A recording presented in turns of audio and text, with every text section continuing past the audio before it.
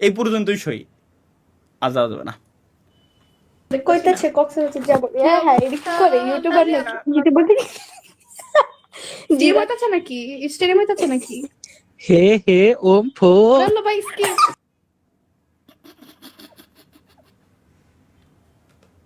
এই দুটো মায়ের কাছে যদি, এই দুটো মায়ের এই ভিডিও যদি ওর বাপ মার কাছে খালি যায়, কি হবে না খালি আমি ভাবতেছি।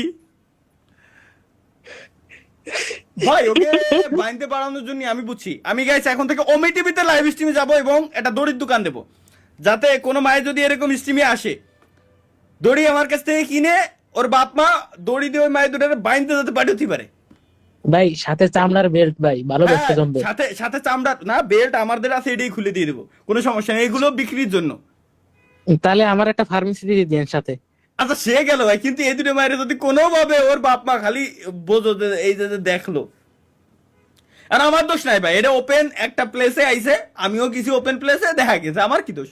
চলো let's go again, only lady. কি দেখা গেছে ভাই? তুই তুই